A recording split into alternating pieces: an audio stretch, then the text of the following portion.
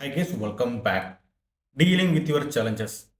നമ്മളെല്ലാവരും ട്രേഡിങ്ങിൽ പല രീതിയിലുള്ള ചലഞ്ചുകൾ ഫേസ് ചെയ്തിട്ടുള്ള ആൾക്കാരായിരിക്കും. അപ്പോൾ കറക്റ്റായിട്ട് ആ ഒരു ചലഞ്ചസിനെ ഡീല് ചെയ്തിട്ടില്ലെങ്കിൽ സ്റ്റോക്ക് മാർക്കറ്റിൽ നിന്ന് പ്രോഫിറ്റ് എടുക്കുക അല്ലെങ്കിൽ ട്രേഡിംഗ് ഒരു കരിയറായിട്ട് മുൻപോട്ട് കൊണ്ടുപോകുക എന്ന് പറഞ്ഞിട്ടുണ്ടെങ്കിൽ വളരെ വലിയൊരു ഡിഫിക്കൽട്ട് ആയിട്ടുള്ള ഒരു ടാസ്ക് ആയിട്ട് മാറും. അപ്പോൾ ഈ ഒരു വീഡിയോയിൽ നമുക്ക് എന്തൊക്കെയാണ് മെയിൻ ആയിട്ടുള്ള ചലഞ്ചുകൾ, എങ്ങനെ നമുക്കത് ഡീല് ചെയ്യാം, ഞാൻ എങ്ങനെയാണ് ഡീല് ചെയ്തിരിക്കുന്നത്, ആ ഒരു കാര്യങ്ങളാണ് ഈ ഒരു വീഡിയോയിൽ ഡിസ്കസ് ചെയ്യുന്നത്. സോ സ്റ്റാർട്ട് ചെയ്യാം. ആദ്യമേ പറയട്ടെ, ഞാൻ നിങ്ങളുടെ ഒരു വിലപ്പെട്ട ഒരു 10 മിനിറ്റ് ഞാൻ ഇവിടെ എടുക്കാൻ വേണ്ടി പോകുവാണ്. അവിടെ ഞാൻ നിങ്ങളോട് ഒരു 5 ചോദ്യങ്ങൾ ചോദിക്കും. അപ്പോൾ നിങ്ങൾ ഈ ഒരു സ്ക്രീനിൽ കാണുന്ന ചോദ്യങ്ങൾ ഒന്ന് റീഡ് ചെയ്യുക. അത് കഴിഞ്ഞ് ഇതിൻ്റെ ഉത്തരം ഒരു പേപ്പറിൽ എഴുതാൻ വേണ്ടി ശ്രമിക്കാം. അപ്പോൾ ഈ ഒരു ചോദ്യങ്ങൾ എൻ്റെ ട്രേഡിംഗ് കരിയറിൻ്റെ സ്റ്റാർട്ടിങ്ങിൽ പ്രോഫിറ്റബിൾ ആയതിനു ശേഷം 2021 ഈ ഒരു ക്വസ്റ്റ്യൻ ഞാൻ എന്നോട് തന്നെ ചോദിച്ചത്. ഞാൻ എന്തായാലും ഫുൾ ടൈം ട്രേഡിങ്ങിലോട്ട് പോകുവാണ്. അപ്പോൾ എന്തൊക്കെ കാര്യങ്ങളാണ് ഞാൻ പ്രിപ്പയർ ചെയ്യേണ്ടതെന്നുള്ളത്. അപ്പോൾ ഞാൻ ആ ഒരു സമയത്ത് ഒരു ബുക്ക് വായിച്ചിട്ടുണ്ടായിരുന്നു, സൂപ്പർ ട്രേഡർ 1K താരപ്പിൻ്റെ. അതിൽ പറഞ്ഞിരിക്കുന്ന ഒരു കണ്ടന്റാണ്. അപ്പോൾ ഞാൻ ഈ ഒരു 5 ചോദ്യങ്ങൾക്കുള്ള ഉത്തരം ഞാൻ അന്ന് കണ്ടുപിടിച്ചിരുന്നു. അതിനുശേഷം അത് കറക്റ്റായിട്ട് ഫോളോ ചെയ്തതിന് ശേഷമാണ് എനിക്ക് വളരെ നല്ല രീതിയിൽ എൻ്റെ ട്രേഡിംഗ് കരിയർ മുൻപോട്ട് കൊണ്ടുപോകാൻ വേണ്ടി പറ്റിയിരിക്കുന്നത്. അപ്പോൾ നിങ്ങൾ ഒന്ന് വീഡിയോ ഒന്ന് പോസ് ചെയ്തിട്ട് ഈ ഒരു 5 ചോദ്യത്തിൻ്റെ ഉത്തരം ഒന്ന് കണ്ടുപിടിക്കാൻ വേണ്ടി ശ്രമിക്കാം. അത് കഴിഞ്ഞിട്ട് ഞാൻ ഓരോ ചോദ്യത്തിൻ്റെയും എൻ്റെ ഉത്തരം, അതായത് ഞാൻ അന്ന് കണ്ടുപിടിച്ച എൻ്റെ ഉത്തരങ്ങൾ ഞാൻ നിങ്ങളോട് ഷെയർ ചെയ്യുന്നതാണ്. ഓക്കെ, ഒരു പേപ്പറും പേനയും എടുക്കുക, മസ്റ്റായിട്ട് എഴുതി വെച്ചിരിക്കുക. അതിനുശേഷം മാത്രം വീഡിയോ കാണാൻ വേണ്ടി ശ്രമിക്കാം. അപ്പോൾ ഞാൻ വിശ്വസിക്കുന്ന എല്ലാവരും ഇതിൻ്റെ ഉത്തരങ്ങൾ സ്വയം കണ്ടുപിടിച്ചു എന്നുള്ളതാണ്. ഇനി ഞാൻ എൻ്റെ ലൈഫിലോട്ട് വരാം. എന്നോട് 2021 എന്നോട് ഈ ക്വസ്റ്റ്യങ്ങൾ എന്നോട് തന്നെ ഞാൻ ചോദിച്ചിരുന്നു.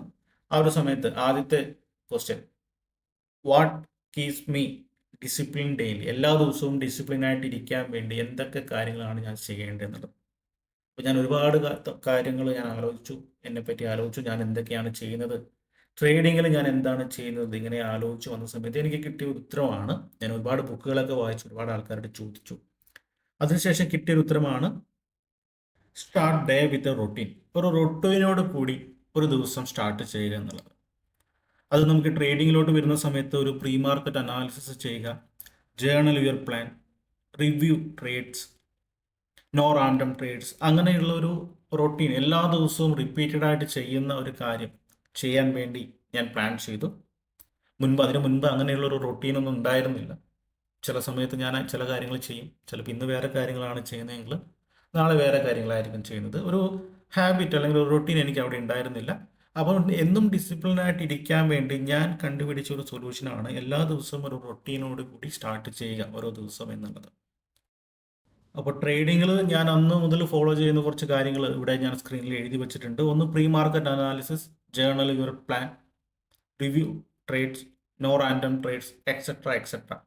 അത് ട്രേഡിങ്ങിലെ കാര്യമാണ്. അതുകൂടാതെ നമ്മുടെ പേഴ്സണൽ ലൈഫിലും ചില റൊട്ടീനുകൾ ഫോളോ ചെയ്യുവാണെങ്കിൽ കുറച്ചുകൂടി ബെറ്റർ ആയിട്ട് നമുക്ക് എന്താണ് മാർക്കറ്റിനെയൊക്കെ അല്ലെങ്കിൽ വളരെ എനർജിയോട് കൂടി നമുക്ക് മാർക്കറ്റിലൂടെ ട്രേഡിംഗ് ഒക്കെ എടുക്കാൻ വേണ്ടി പറ്റും. ഓക്കെ, ഇതാണ് ഞാൻ കണ്ടുപിടിച്ച ഒരു സൊല്യൂഷൻ. സ്റ്റിൽ ഞാനിപ്പോൾ എല്ലാ ദിവസവും ഈ കാര്യങ്ങൾ ചെയ്യാറുണ്ട്. ആൻഡ് എൻ്റെ സ്റ്റുഡൻസ് ഗ്രൂപ്പിൽ ജോയിൻ ചെയ്ത ആൾക്കാർക്ക് അറിയാൻ വേണ്ടി പറ്റും, എല്ലാ ദിവസവും ഞാൻ എൻ്റെ ട്രേഡിംഗ് ജേർണൽ കാര്യങ്ങളൊക്കെ ഞാൻ ഷെയർ ചെയ്യാറുണ്ട്. അപ്പോൾ അത് എന്നും ഫോളോ ചെയ്യുന്ന കാര്യമാണ്. എല്ലാ ദിവസവും സ്റ്റിൽ ഈവൻ 4 വർഷം കഴിഞ്ഞു ഞാൻ ഫുൾ ടൈം ട്രേഡിംഗ് ആയിട്ട് സ്റ്റിൽ ഞാൻ എല്ലാ ദിവസവും ഞാൻ ചെയ്യുന്ന ഒരു റൊട്ടീനാണ് ഇത്, ഡിസിപ്ലിനായിട്ട് ഇരിക്കാൻ വേണ്ടിയിട്ടുള്ളത്. ഇനി രണ്ടാമത്തെ question, which emotions ruin my trades? ഏത് ഇമോഷൻസ് ആണ് നമ്മുടെ ട്രേഡുകളെ നശിപ്പിക്കുന്നത് എന്നുള്ളത്. അപ്പോൾ ഇത് കണ്ടുപിടിക്കാൻ ആക്ച്വലി ഒരുപാട് സമയം ഞാൻ എടുത്തു. ആ ഒരു സമയത്ത് ഞാൻ എൻ്റെ പഴയ പിയാൻഡിലൊക്കെ അനലൈസ് ചെയ്തിട്ട് ഏറ്റവും കൂടുതൽ എന്നെ ബാധിക്കുന്ന ഇമോഷൻസ്, അത് കുറച്ച് ബുദ്ധിമുട്ടായിരുന്നു. ബട്ട് സ്റ്റിൽ ഞാൻ ആലോചിച്ച സമയത്ത്, എല്ലാം എഴുതി വെച്ച സമയത്ത് എനിക്ക് ഏറ്റവും കൂടുതൽ ഒന്ന് അഫക്റ്റ് ചെയ്തത് ഒന്ന് ഫോമോ, ഫിയർ ഓഫ് മിസ്സിങ് ഔട്ട് ആയിരുന്നു. അതായത് ട്രേഡുകൾ മിസ് ചെയ്ത് പോകുമെന്നുള്ള പേടി കൊണ്ട് എടുക്കുന്ന ട്രേഡുകൾ. പിന്നെ റിവഞ്ച് ട്രേഡ് ഒബ്വിയസ്ലി എല്ലാവർക്കും ഉള്ള കാര്യമാണ്. പിന്നെയുള്ളത് ഓവർ കോൺഫിഡൻസ്, അതായത് ഒരു 1-2 ട്രേഡുകൾ കൺസിസ്റ്റൻ്റ് ആയിട്ട് പ്രോഫിറ്റ് വരുന്ന സമയത്ത് ഉണ്ടാകുന്ന ഒരു ഓവർ കോൺഫിഡൻസ് എനിക്കുണ്ടായിരുന്നു. അങ്ങനെ മെയിനായിട്ടുള്ള കുറച്ച് പോയിന്റുകൾ ഞാൻ നോട്ട് ചെയ്ത് വെച്ചു. പിന്നെ ഇതെങ്ങനെ ഡീല് ചെയ്യണം എന്നുള്ളൊരു ക്വസ്റ്റ്യൻ അവിടെയും വന്നു. അങ്ങനെ ഒരുപാട് റിസർച്ച് ചെയ്ത് ബുക്കുകൾ വായിച്ചു. പിന്നീടാണ് മനസ്സിലായത് നമുക്ക് ഇമോഷൻസ് എന്തായാലും ഉണ്ടാകും. ഇമോഷൻസ് നമുക്ക് 100% മാറ്റി നിർത്താൻ വേണ്ടി പറ്റില്ല. പക്ഷെ അവിടെ നമുക്ക് ഒരു പരിധിവരെ ഒരു സ്ട്രിക്റ്റ് റൂൾ ഫോളോ ചെയ്യുവാണെങ്കിൽ ഒരു പരിധിവരെ നമുക്ക് ഇമോഷൻസിനെ മാറ്റി നിർത്താം. അല്ലെങ്കിൽ ആ ഒരു ഇമോഷൻസ് കൊണ്ടുണ്ടാകുന്ന ഭവിഷ്യത്തുകൾ നമുക്ക് അവോയ്ഡ് ചെയ്യാം. അല്ലെങ്കിൽ ഇപ്പം വലിയ നഷ്ടങ്ങളൊക്കെ അവോയ്ഡ് ചെയ്യാൻ വേണ്ടി ഞാൻ പല രീതിയിലുള്ള സ്ട്രിക്റ്റ് ആയിട്ടുള്ള money management rules, risk management rules, number of trades per day, അത് റൂൾസ്, ആ കാര്യങ്ങളൊക്കെ ഞാൻ ചെയ്തു വരാൻ തുടങ്ങി. ഇപ്പം എന്നെ ഫോളോ ചെയ്യുന്നവർക്ക് അറിയാം, കംപ്ലീറ്റ്ലി എൻ്റെ ബിഗിനിങ് സ്റ്റേജിൽ ഫോളോ ചെയ്യുന്ന ആൾക്കാർക്ക് അറിയാം, ഞാൻ കംപ്ലീറ്റ്ലി ഒരു റൂൾ ഫോളോ ചെയ്തിട്ടാണ് ഓരോ ട്രേഡുകൾ ഞാൻ കൺസിഡർ ചെയ്യുന്നത്.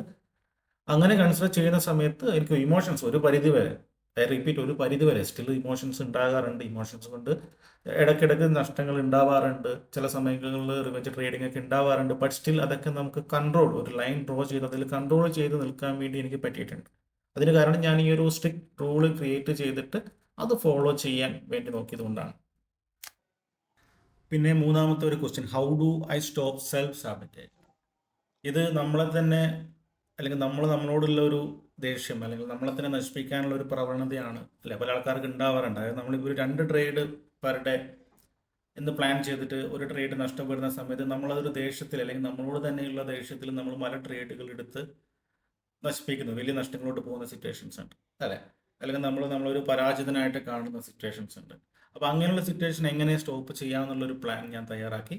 അതൊന്ന് ഡെഫിനറ്റ്ലി ജേർണൽ മൈ ട്രേഡ്സ്, എല്ലാ ട്രേഡുകളും ജേർണൽ ചെയ്യുക എന്നുള്ളതാണ്.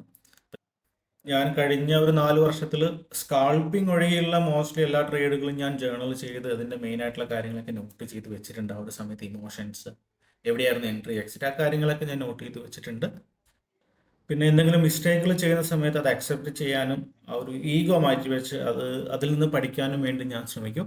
പിന്നെ ഓരോ വീക്കിലും എൻ്റെ പെർഫോമൻസ് ജസ്റ്റ് ഒന്നും ചെക്ക് ചെയ്യും. ഈ വീക്കിൽ എത്ര ട്രേഡുകൾ എടുത്തു എന്നുള്ളതും അത് എന്ത് ബേസ്ഡ് ആണെന്നുള്ളതും എല്ലാ വീക്കുകളും ഞാൻ നോർമലി ചെക്ക് ചെയ്യാറുണ്ട്. മന്ത്ലി ബേസിൽ ഒന്ന് ചെക്ക് ചെയ്യാറുണ്ട്, റൈറ്റ്? അപ്പോൾ ഈ കാര്യങ്ങൾ ചെയ്യാൻ വേണ്ടിയിട്ട് ഞാൻ കുറച്ച് സമയം മാറ്റി വെക്കും. അപ്പോൾ അത് നമുക്ക് കുറച്ച് കോൺഫിഡൻസ്, സെൽഫ് കോൺഫിഡൻസ് തരാനും, അതുകൂടാതെ നമ്മളൊരു ബിസിനസ്സാണ് ചെയ്യുന്നത് എന്നുള്ളൊരു ബോധ്യം, നമ്മുടെ മൈൻഡ് സെറ്റ്, ആ ഒരു മൈൻഡ് സെറ്റ് നമുക്ക് ക്രിയേറ്റ് ചെയ്തെടുക്കാനും വേണ്ടി ഇത് എന്നെ ഹെൽപ്പ് ചെയ്തിട്ടുണ്ട്. പിന്നെ നാലാമത്തെ ഒരു question, how can I trade more efficiently? കുറച്ചുകൂടി ബെറ്റർ ആയിട്ട്, എഫിഷ്യൻ്റ് ആയിട്ട് എങ്ങനെ ട്രേഡ് എടുക്കുക എന്നുള്ളതാണ്. പല ആൾക്കാർക്കും മെയിൻ ആയിട്ടുള്ള ഒരു പ്രശ്നം, എഫിഷ്യൻ്റ് ആയിട്ട് ട്രേഡ് ചെയ്യാൻ അവരെ പിന്നോട്ട് വലിക്കുന്നത് പലതരത്തിലുള്ള ഡിസ്ട്രാക്ഷൻസ് ആണ്. അപ്പോൾ എനിക്കും പലതരത്തിലുള്ള ഡിസ്ട്രാക്ഷൻസ് ഉണ്ട്, ചെറിയ ചെറിയ ഡിസ്ട്രാക്ഷൻസ് ഉണ്ട്. അപ്പോൾ അതൊക്കെ നമ്മുടെ ട്രേഡിങ്ങിൽ നിന്ന് ആ ഒരു ഫോക്കസ് ചെയ്യാനോ അല്ലെങ്കിൽ മോർ എഫിഷ്യൻസ് ആയിട്ട് ചെയ്യാൻ നമ്മൾ അനുവദിക്കാത്തതുമായിട്ടുള്ള കാര്യങ്ങളാണ്. അപ്പോൾ അങ്ങനെ ഒരുപാട് കാര്യങ്ങളുണ്ട്, അതൊക്കെ ഞാൻ നോട്ട് ചെയ്ത് വെച്ചിട്ട് അതൊക്കെ റിമൂവ് ചെയ്യാൻ വേണ്ടി ശ്രമിക്കും. അതൊരു എക്സാമ്പിളാണ്. പേഴ്സണലി എൻ്റെ കാര്യം പറയുവാണെങ്കിൽ എനിക്കിപ്പോൾ സ്വന്തം വീട്ടിൽ നിന്ന് ട്രേഡ് ചെയ്യാൻ കുറച്ച് ബുദ്ധിമുട്ടാണ്. അത് കുറച്ച് നാളുകളുടെ എനിക്ക് മനസ്സിലായതുകൊണ്ട് തന്നെ ഞാനിപ്പം ട്രേഡ് ചെയ്യുന്നത് സെപ്പറേറ്റ് റൂം എടുത്തിട്ട് റെൻ്റ് എടുത്തിട്ടാണ് ഞാനിപ്പോൾ അവിടെ നിന്നാണ് ട്രേഡ് ചെയ്യുന്നത്. കാരണം അത്രയും ഇമ്പോർട്ടൻസ് എനിക്ക് മനസ്സിലായിട്ടുണ്ട്. ചെറിയ ഡിസ്ട്രാക്ഷൻസ് പോലും നമ്മുടെ ബിസിനസ് നല്ല രീതിയിൽ ബാധിക്കുന്നുള്ളത്. പിന്നെയുള്ളത്, എഫിഷ്യൻ്റ് ആയിട്ട് ട്രേഡ് ചെയ്യാൻ അവോയ്ഡ് ഓവർ ട്രേഡിൻ്റെ ആവശ്യമില്ല. പിന്നെ ഓട്ടോമേറ്റ് വാട്ട് യു ക്യാൻ, അതായത് ഇത് ഞാൻ ഈ ഒരു പറയുന്ന കാര്യം ഞാൻ പ്രൂവ് ചെയ്ത് വിജയിച്ചൊരു കാര്യമാണ്. നമ്മൾ ഫുൾ ടൈം ചാർട്ട് നോക്കിയിരിക്കേണ്ട ആവശ്യമില്ല. ഞാൻ മുമ്പത്തെ പല വീഡിയോസിൽ പറഞ്ഞിട്ടുണ്ട്. നമുക്കൊരു അലർട്ട് സെറ്റ് ചെയ്തേക്കുന്നത്, നമ്മൾ ഇന്ന ലെവലിലാണ് ട്രേഡ് എടുക്കാൻ പ്ലാൻ ചെയ്തിട്ടുണ്ടെങ്കിൽ, അല്ലെങ്കിൽ ഇന്ന സോണിൽ നിന്നാണ്, അല്ലെങ്കിൽ ഈ സോണിലോട്ട് വരുമ്പോൾ മാത്രമാണ് ട്രേഡ് പ്ലാൻ ചെയ്യുന്നുണ്ടെങ്കിൽ, അവിടെ നമുക്കൊരു അലർട്ട് സെറ്റ് ചെയ്ത് വെച്ചിട്ട് അത് അലർട്ട് ക്ലിക്ക് ചെയ്യുന്ന സമയത്ത് ആ ഒരു അലർട്ടിൻ്റെ സൗണ്ട് കേട്ടതിന് ശേഷം മാത്രം നമുക്ക് ചാർട്ട് നോക്കിയാൽ മതി. അതൊക്കെ നമുക്ക് ഒരുപാട് ഹെൽപ്പ് ചെയ്യും. വളരെ ചെറിയ സിമ്പിളായിട്ടൊക്കെ പല ആൾക്കാർക്കും തോന്നും, അല്ലെങ്കിൽ ഇവനെന്തോന്നടേ പറയുന്നതൊക്കെ തോന്നും. പക്ഷേ ഇതൊക്കെ എൻ്റെ പേഴ്സണലി ഞാൻ ചെയ്ത് വിജയിച്ച കാര്യങ്ങളാണ്. ഓക്കെ. പിന്നെ നമുക്ക് കണ്ടിന്യൂസ് ലേണിംഗ്, എല്ലാ ദിവസവും പഠിച്ചുകൊണ്ടിരിക്കുക. മാർക്കറ്റ് മാറും, മാർക്കറ്റിൻ്റെ സെൻറ്റിമെൻറ്റ് മാറും, മാർക്കറ്റിൻ്റെ സ്ട്രക്ചർ മാറും, പഠിച്ചുകൊണ്ടിരിക്കുക. മാർക്കറ്റിൻ്റെ പുതിയ റൂൾസും റെഗുലേഷൻസും ഒക്കെ മാറിക്കൊണ്ടിരിക്കും അല്ലേ? അപ്പോൾ അതിനനുസരിച്ച് നമ്മൾ ഫ്ലെക്സിബിൾ ആകാൻ വേണ്ടിയിട്ട് കണ്ടിന്യൂസ് ലേൺ ചെയ്തുകൊണ്ടേയിരിക്കുക. അഞ്ചാമത്തെ question, how do I catch problems early?